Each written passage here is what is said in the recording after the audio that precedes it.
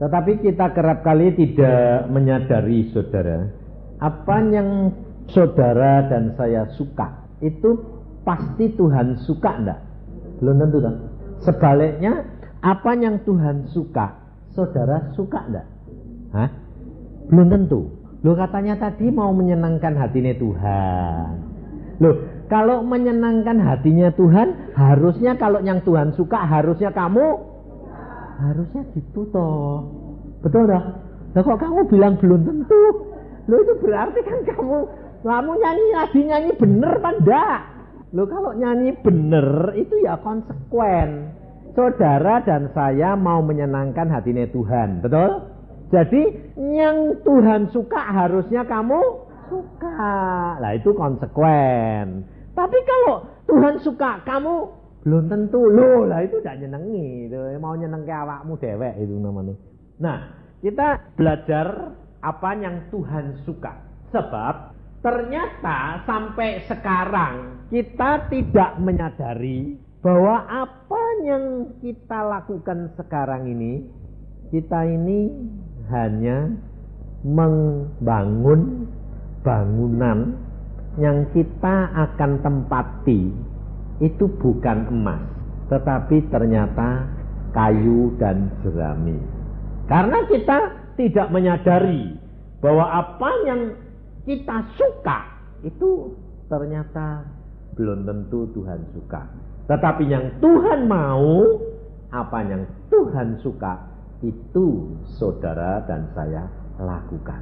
Kita lihat di dalam Yohanes pasal yang ke-6, mulai ayat yang ke-22 sampai dengan ayat yang ke-29. Pada keesokan harinya, orang banyak yang masih tinggal di seberang melihat bahwa di situ tidak ada perahu selain daripada yang satu tadi, dan bahwa Yesus tidak turut naik ke perahu itu bersama-sama dengan murid-muridnya, dan bahwa murid-muridnya saja yang berangkat. Tetapi sementara itu beberapa perahu lain datang dari Tiberias dekat ke tempat mereka makan roti, sesudah Tuhan mengucapkan syukur atasnya. Ketika orang banyak melihat bahwa Yesus tidak ada di situ, dan murid-muridnya juga tidak, mereka naik ke perahu-perahu itu lalu berangkat ke Kapernaum untuk mencari Yesus. Ketika orang banyak menemukan Yesus di seberang laut itu, mereka berkata kepadanya, "Rabi, bila mana engkau tiba di sini?" Yesus menjawab mereka, "Aku berkata kepadamu, sesungguhnya kamu mencari aku bukan karena kamu telah melihat tanda-tanda, melainkan karena kamu telah makan roti itu dan kamu kenyang. Bekerjalah bukan untuk makanan yang akan dapat binasa, melainkan untuk makanan yang bertahan sampai kepada hidup yang kekal, yang akan diberikan Anak Manusia kepadamu. Sebab dialah yang disahkan oleh Bapa Allah dengan meterainya." Lalu kata mereka kepadanya, "Apakah yang harus kami perbuat supaya kami mengerjakan pekerjaan yang dikehendaki Allah?" Jawab Yesus kepada mereka, "Inilah pekerjaan yang dikehendaki Allah, yaitu hendaklah kamu percaya kepada Dia yang telah diutus oleh Allah." Nah, saudara, ternyata apa yang dialami oleh Tuhan Yesus ini menjadi kenyataan di dalam hidup kekristenan kita. Kita ini terus terang ikut Tuhan Yesus karena kita cinta Tuhan atau karena kita butuh Tuhan? Ayo jujur saja. Saudara sekarang ini menjadi pengikut Yesus sampai sekarang maksud saya, karena saudara itu butuh Dia atau cinta Dia? Ayo. Ada yang bilang cinta, ada yang bilang butuh, ada yang bilang dua-dua. Nah, saudara, kalau saudara itu cinta seseorang, yang di pikiran saudara itu mau menyenangkan orang itu enggak? Jelas toh? Mau menyenangkan orang itu dah. Nah, bagaimana menyenangkan orang itu? Berarti memperhatikan apa yang dibutuhkan, apa yang diperlukan, apa yang disukai, apa yang disenangi, betul? Nah, ya dah, itu kalau cinta dah. Tapi kalau butuh, yang kamu pikirkan orang itu atau kamu sendiri? Diri sendiri. Nah, sekarang saya tanya, kamu ikut Yesus sekarang ini cinta atau butuh? Hah? Ya oke lah, dua-dua mestine. Cuma banyak mana? Nah, wes gitu wae. Banyak mana? Banyak butuh itu. Kenapa? Kamu banyak mikirkan keperluannya Yesus, senangnya Yesus atau keperluanmu? Nah, sekarang kelihatan loh bahwa kamu butuh lah, bukan cinta loh. Ya cinta Pak 10%. Tapi butuhnya 90. Nah, saudara, kira-kira kalau saudara kayak Yesus, saudara menginjil, saudara membuat mujizat, saudara memberkati roti, terus kemudian rotinya itu dimakan orang banyak, terus kemudian banyak orang yang ikut saudara, ribuan, ini yang ikut Tuhan Yesus ribuan. Kamu seneng enggak? Jujur, seneng enggak? Seneng, ya toh kamu seneng toh? Ternyata Tuhan Yesus seneng enggak? Hah? Loh, kamu tadi baca enggak? Hah? Tuhan Yesus seneng enggak? Hah? Enggak. Karena Tuhan Yesus ngomong gini, kamu ini sebetulnya cari aku bukan karena kamu ini melihat tanda, tetapi karena kamu makan roti dan sampai. Sebabnya apa saudara? Tuhan Yesus tuh tahu orang ini cari Yesus. Yesus itu perkataannya dapat menghibur, dapat menguatkan. Setelah itu dia tidak usah kerja. Kalau waktu makan dikasih makan. Jadi enak enggak ikut Yesus? Enak. Makanya kamu ikut. Makanya banyak orang Kristen enggak mau berjuang, enggak mau usaha, oh ikut Yesus. Enak. Kenapa? Dijamin segala-galanya. Lalu apa? Berkelimpahan. Sehingga ternyata orang Kristen jadi pemalas, jadi batu sandungan. Maka dari itu saudara, kita harus perhatikan apa yang Tuhan itu suka. Yang Tuhan suka, saudara dan saya bekerja untuk makanan yang sampai kepada hidup yang kekal. Tuhan mengatakan apa yang kamu lakukan, kerjakan pekerjaan yang sampai kepada hidup yang kekal. Berarti pekerjaanmu itu tidak terbakar. Ya toh? Dan saudara perhatikan, kita nanti sampai ke surga, kita punya rumah enggak? Hah? Punya rumah toh? Punya. Tapi rumahnya itu semua bahannya dikumpulkan, dilaksanakan pembangunan itu selama saudara di sini atau nanti kalau sudah saudara pulang. Nah, perhatikan. Rumahmu di surga itu dibangun sementara saudara di sini. Berarti kalau nanti kamu sudah mati, pembangunannya berhenti tidak? Berhenti. Perhatikan. Sebab Alkitab berkata, setiap orang dibalas menurut perbuatannya. Perbuatannya di mana? Di dunia. Makanya kalau orang sudah mati bisa direparasi enggak? Enggak bisa. Makanya kalau saudara berdoa untuk orang mati bisa ngubah enggak? Enggak bisa. Kenapa? Alkitab sudah berkata, setiap orang dibalas menurut perbuatannya selama di dunia ini. Jadi kalau sudah mati tidak bisa diubah karena sudah dalam dunia kekekalan. Nah, kita perhatikan. Saya tanya saudara, saudara bangun di sana kepengennya pakai apa? Mas toh? Tadi nyanyi kan mas. Pengennya mas permata gitu toh? Tapi perhatikan, yang diartikan pembangunan itu emas, itu apa? Supaya saudara dan saya nanti tahu bahwa sementara ini yang kamu kerjakan, yang kamu kumpulkan, itu emas, jerami, atau kayu, atau permata. Supaya jangan sampai terlambat. Nah, ada seorang hamba Tuhan, dia kerja habis-habisan. Dia kerja giat luar biasa. Ini hamba Tuhan ini sampai sekarang masih hidup. Dia baru ketemu dengan saya. Dia berdoa banyak, dia bekerja banyak, dia menyampaikan firman banyak, dia melayani banyak. Tetapi balasannya orang-orang itu malah mencemooh dia, menggosipkan dia, malah ngomongin dia, malah mengecewakan dia. Akhirnya hamba Tuhan ini stres, sakit. Lalu di dalam kesakitan itu dia ngomel sama Tuhan. Nah, Tuhan, aku ini kerja setengah mati kayak begini kok balasannya orang kayak gitu. Lalu Tuhan tuh tanya, yang kamu kehendaki yang mana? Orang itu kamu doakan langsung sembuh, lalu orang itu mengucap syukur kepadamu, lihat mujizat, kamu tolong, lalu berterima kasih. Yang mana yang kamu ingin? Ya gitu lah Tuhan, aku sudah kerja setengah mati kok tidak ada hasilnya.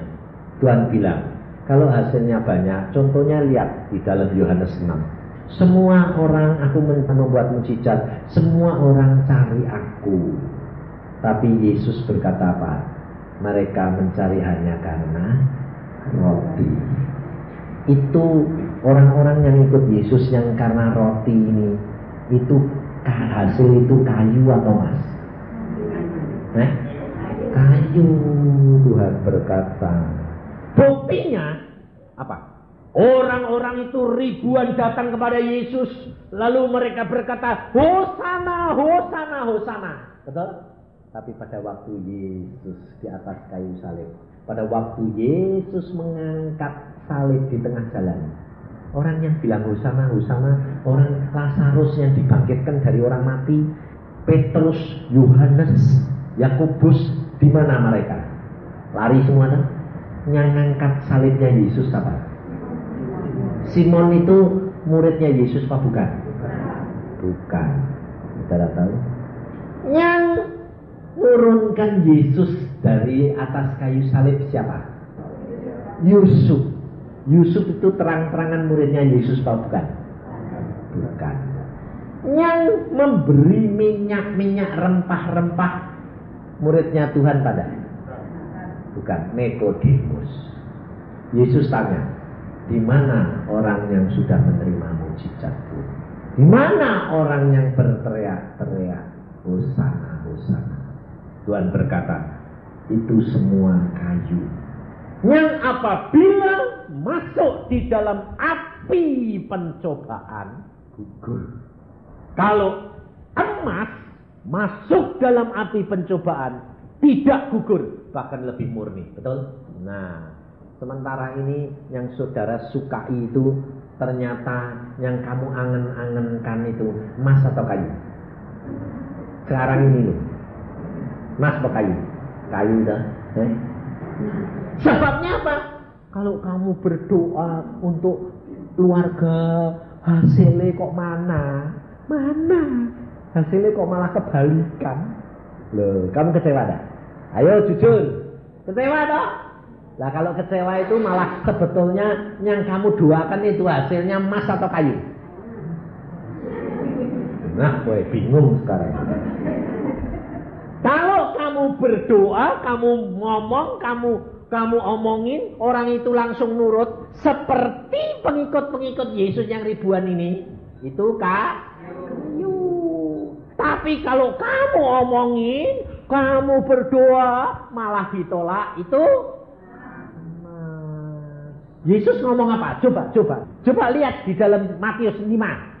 Saudara itu orang lupa terus kok baca Alkitab. Yang diinget-inget yang enak. Ya jadi saudara tidak mengenal Yesus. Matius 5 ayat 11 dan 12. Berbahagialah kamu jika karena aku kamu dicela dan dianiaya dan kepadamu difitnahkan segala yang jahat. Bersukacita dan bergembiralah, karena upahmu besar di surga. Sebab demikian juga telah dianiaya nabi-nabi yang sebelum kamu. Loh, jadi kalau kamu sudah nuruti Tuhan, sudah benar-benar berdoa, lalu dihina, diejek, kamu orang Kristen kok gitu, kamu kok gini, hasilnya seolah-olah tidak ada, itu sebetulnya kamu harus bersuka cita enggak? Tapi kenyataannya kecewa enggak? Jadi ternyata kalau kamu itu malah harusnya nyimpen emas, tapi ternyata jadi kayu. Karena kepengenmu kayu. Kenapa saudara? Karena saudara kepengennya itu hasilnya cepat-cepat kelihatan. Ngerti? Tapi kalau emas itu di surga, di tempat kekal, itu kelihatan ada. Justru itu yang emas. Jadi mulai hari ini, kalau kamu berdoa untuk suamimu, tapi malah hasilnya malah tidak karu-karuan, doain sungguh-sungguh loh. Jangan doa nih, wes biar bikin tidak karu-karuan Tuhan. Loh, jangan gitu. Kamu berdoa sungguh-sungguh, kamu tangisi suamimu atau anakmu sungguh-sungguh, malah hasilnya kebalikan yang kamu lihat. Kamu harusnya bilang apa? Puji Tuhan. Nah ini emas. Ngerti tidak maksud saya? Sebab kamu itu percaya, iman itu percayakan sesuatu yang kelihatan atau enggak? Lah kamu kepengennya berdoa langsung kayak kesaksiannya Ivana tadi. Perhatikan. Ini kesaksian Ivana ini kamu perhatikan, dan apa yang saya khotbahkan ini kamu perhatikan. Ini tidak bertentangan. Hati-hati, perhatiin. Yang disaksikan Ivana tadi, dia berdoa atau dia melakukan perintah Yesus. Beda. Kalau yang saya doakan, yang saya beritakan ini, saudara berdoa, belum diperintah Yesus. Saudara berdoa karena kamu terbeban oleh suamimu, oleh anakmu, oleh saudaramu, oleh orang yang kamu kasih, kamu doa. Tetapi ternyata balasannya, ternyata hasil yang kamu lihat itu mengecewakan. Itu mas. Tapi kalau Ivana ini tadi bersaksi, perhatikan, dia dengar firman dulu. Kamu pergi ke sana, berdoa. Jadi, ngerti. Lain toh? Kalau Ivana yang saksi tadi, semuanya jadi karena firman. Tapi kalau kamu berdoa, hasilnya malah kebalikan daripada yang kamu lihat, itu malah ngerti? Jangan bingung. Ini saudara bedanya. Nah, karena apa? Karena kalau Tuhan sudah berfirman, itu bukan kamu, tetapi dia pribadi mau segera melaksanakan hal itu. Tetapi kalau saudara dan saya yang berdoa karena belas kasihan, Allah akan melaksanakan, tetapi Allah pun mau memberkati saudara. Nah, ngerti? Sebab apa? Sebab hal yang pertama yang saudara lakukan, saudara tergerak, saudara berdoa, itu adalah yang dinamakan, yang dilakukan oleh Yesus.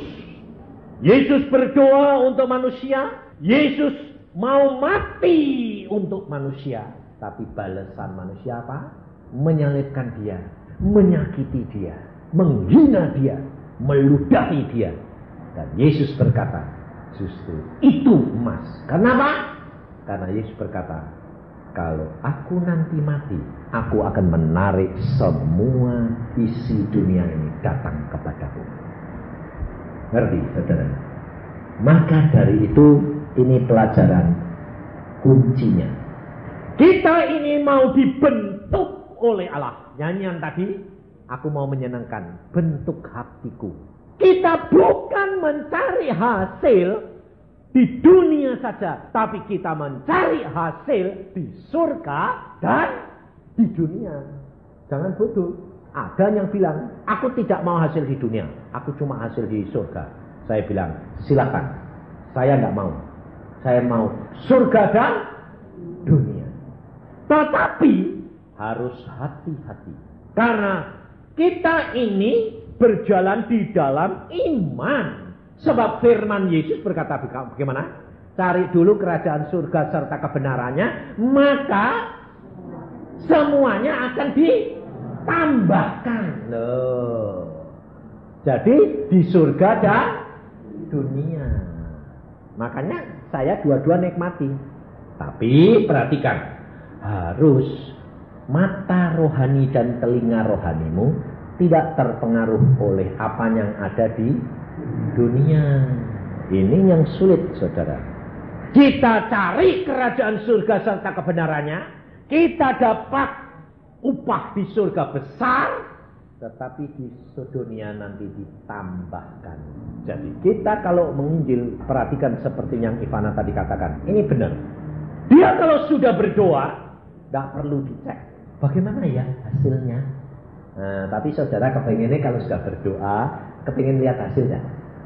Pengen. Kalau sudah berhasil, baru hatinya lego. Itu kayu apa mas? Kayu. Nah, ya makanya. Saudara, kita jangan lihat hasil. Sebab iman itu tidak kelihatan. Percaya akan sesuatu yang tidak kelihatan akan menjadi satu kenyataan. Makanya saya terus terang, kalau saya sudah berdoa, saya tidak peduli hasilnya. Tidak peduli saya. Apapun. Saya datang ke rumah sakit, diundang oleh dokter. Dokter ini bilang gini, Pak Yusa tolong doakan ibu saya. Ibu saya ini keadaannya sudah gawat. Di rumah sakit, dokter spesialis teman-teman bilang begini, ini cuma tinggal malam ini, mamahmu ini hidup.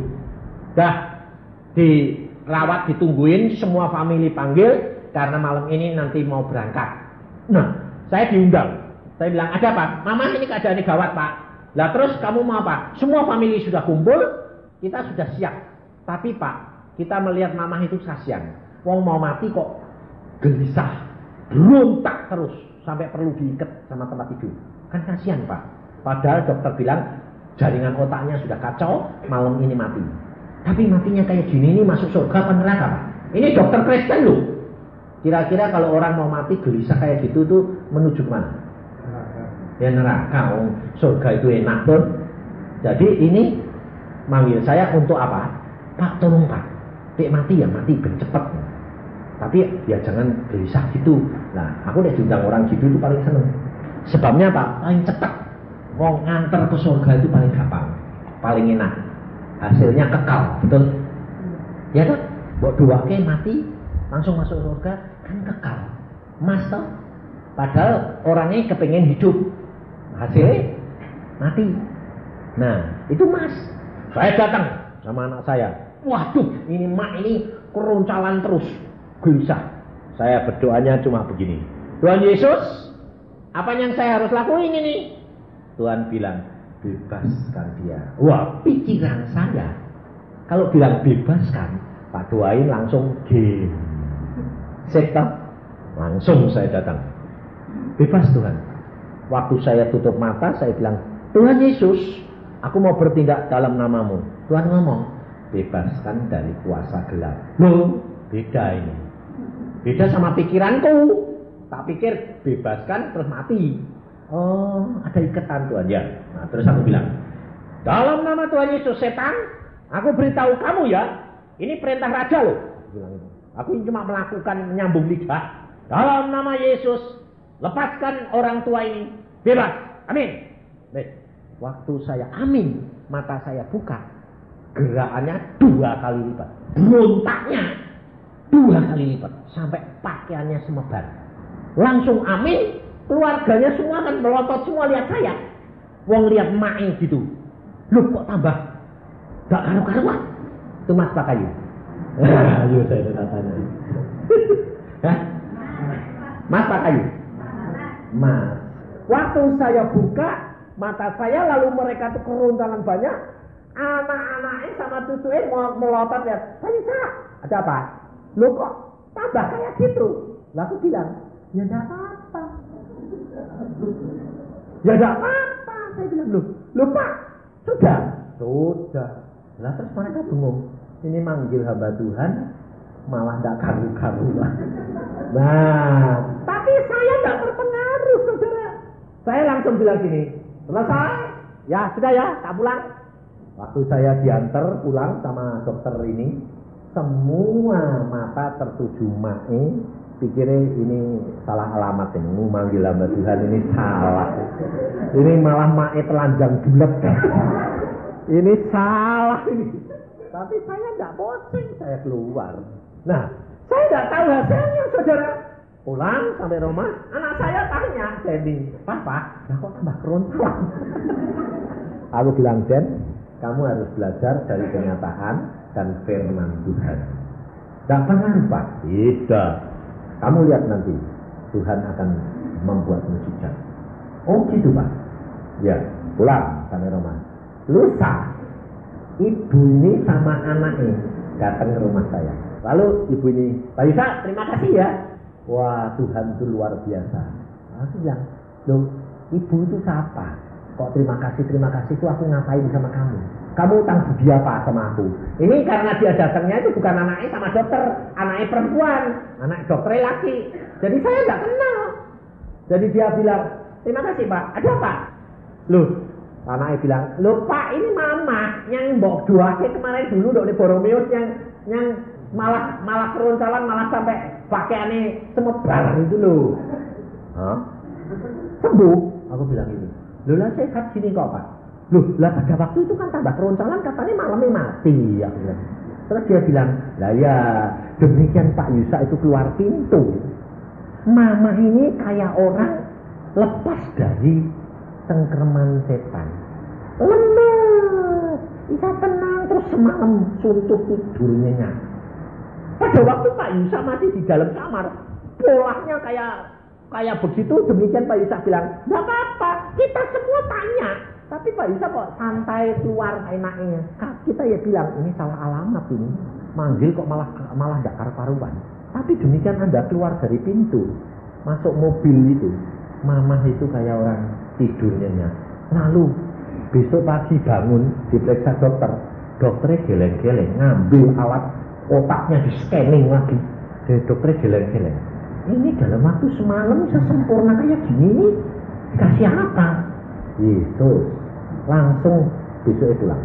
Oh, terus saya bilang, Mak, kamu sakit hati ya sama mantu-mantumu sama cucu-cucumu? Iya. Bertobat. Nanti kalau enggak kamu nanti digoda setan tambah parah. Ya. Sebetulnya mak itu tadi malam sudah mati, tahu enggak? Ini kasih kesempatan oleh Tuhan berbuat baik dan bertobat. Oh ya. Terima kasih. Pulang. Sampai sekarang sehat. Kita harus belajar firman Tuhan, saudara. Karena kalau saudara dan saya tidak mengerti firman Tuhan, selama ini yang kita kumpulkan itu bukan emas. Tapi kalau emas masuk dalam ujian api penderitaan, tahan. Itu mas. Jadi saudara dan saya kalau berdoa untuk orang, jangan terpengaruh oleh apa yang kamu dengar, apa yang kamu lihat. Tetapi lakukan firman. Sebab Yesus berkata apa? Lihat di dalam Lukas pasal yang ke-6 ayat 46. Ini penting sekali saudara. Sebab banyak orang membangun rumahnya di sana itu dengan kayu dan jerami, bukan dengan emas.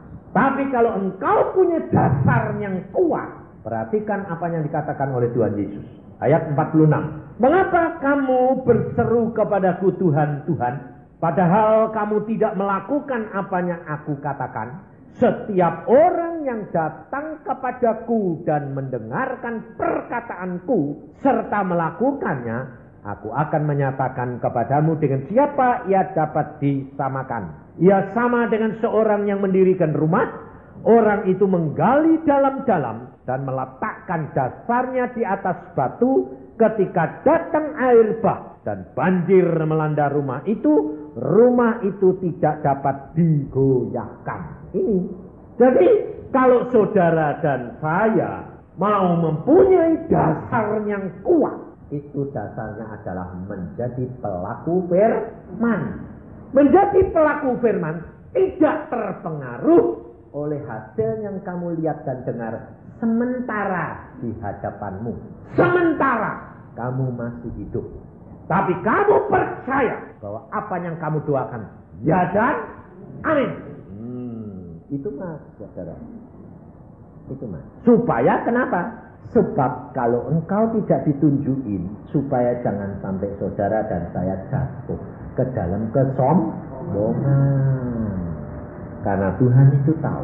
Tetapi jikalau kita menghadapi kesulitan, itu ujian api. Dan kamu tidak goyah, itu mas. Jadi, kalau kamu melihat hasilnya jelek, kamu harus bilang apa? Puji Tuhan, mesem malam emas. Lu kok tambah parah? Emasnya tambah murni. Karena digodoknya tambah emas. Tapi saudara kepengennya cepet dan kelihatan gitu loh. Kayu. Makanya kalau ada kesulitan, jangan khawatir. Nah, saudara tadi bersaksi dong. Dia pergi ke mana tadi? Sumber Berantas. Gak lihat. Saya ngalami saudara. Bukan kabut. Malam saya sama Petrus sama Tuhan dari Tegal ke Temanggung. Berangkat dari Tegal jam 9. Sampai di Weleri. Persis masuk ke daerah yang naik-naik ke atas gunung. Ke Wonosobo. Bukan kabut. Mobil itu pada waktu siangnya diganti lampunya sama cat-outnya. Maksudnya supaya lebih terang. Montire salah masang. Jadi di tengah jalan akhirnya habis. Jadi lampunya tambah lama lampunya besar mati. Loh, aku bilang, Pet, lampunya mati. Wah, akhirnya habis. Klaksonnya nggak bunyi. Di tengah-tengah sawah. Aku bilang, ini dek kamu berhenti. Bubar tidur di tengah jalan. Lah terus piye om? Jalan dalam nama Yesus tanpa lampu. Iya. Lah terus jalanannya lihatnya piye? Nggak tahu. Wes pokoknya sembahyang jalan. Oh aku bawa baterai, bawa senter. Saya pegangi senter. Jalanannya kan gelap gulita, wong kampung. Selama ada senter lumayan. 10 menit senternya putus. Wah, lah ini dia om. Kok gelapnya kayak gini? Jalannya nggak gitu. Wong sudah jam 10:30. Wah, nggak ada lampu nih om. Aku bilang, wes sekarang gini, kamu berkata gini, jalan, terus jalan, dalam nama Yesus. Yesus itu terang dunia, dan saya terang dunia. Jalan. Wah, ya wes, ayo jalan terus. Wah, pasang mata, melomot-lotot dulu. Motot. Saudara tahu, karena kita percaya jalan terus, Tuhan itu luar biasa. Bulannya datang. Jadi, lo kok tambah terang? Saya lihat, oh bulan. Bulannya muncul. Loh. Jadi dari Weleri sampai Temanggung jam 12 malam. Itu tanpa lampu. Pakai bulan. Sampai di rumah, mesinnya mati kletek, akhirnya habis kletek. Saya bilang, Pep, sudah mobilnya taruh di luar rumah dan wah ini piye? Lah sing mbok nyurung-nyurung siapa? Wong akhirnya habis, galanya habis. Wis ben lah urusan sesuk. Kalau kita tadi selamat, mosok mobil di luar enggak selamat. Kita tinggal tidur nyenyak adalah Yesus yang ngirim malaikatnya suruh jaga. Saudara, di dalam kesulitan selalu ada jalan keluar. Amin. Percaya enggak? Amin tak? Tapi kalau di dalam kesulitan lalu kamu sudah tawar hati, apa yang kamu dapati? Kesusahan, tidur di tengah jalan. Tapi kalau di dalam kesulitan kamu tidak tawar hati, Allah sanggup buka jalan. Caranya bagaimana? Enggak tahu. Ada seorang suami istri, anaknya perempuan 1. Anaknya perempuan ini cinta Tuhan luar biasa. Dia cinta Tuhan luar biasa dan dia berdoa untuk ayah bundanya. Tuhan, aku rindu ayah bundaku ini bertobat. Akhirnya Tuhan bertanya, kamu rela berkorban segala-galanya untuk ayah bundamu masuk surga? Ya Tuhan. Engkau mengasihi ayah bundamu dan mengasihi aku? Ya Tuhan. Kamu percaya kalau aku tahu jalan yang terbaik bagaimana ayah bundamu bisa bertobat? Percaya Tuhan.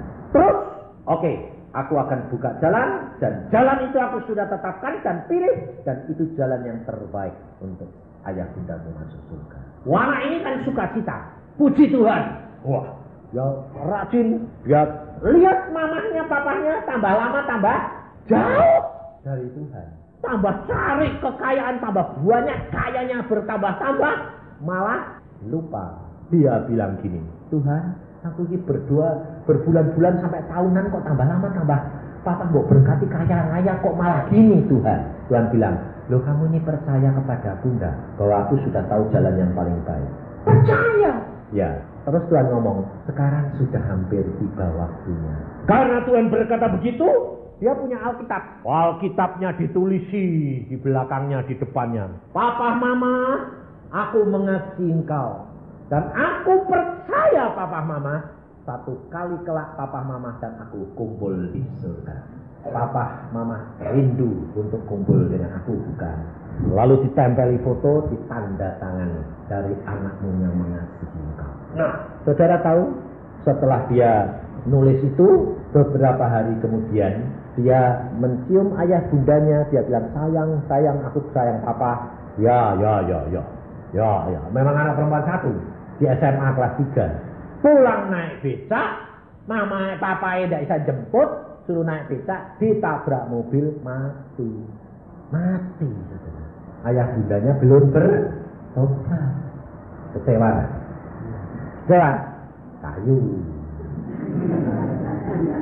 Kayu lagi. Saudara ini tahu enggak rencana dan jalannya Tuhan pasti baik. Amin. Nah, kira-kira orang tuanya ini bisa bertobat enggak lihat anaknya malah mati? Saudara tahu? Dia pada waktu ngumpulin semua barang-barang anaknya, Alkitab ini di atas meja belajar anaknya.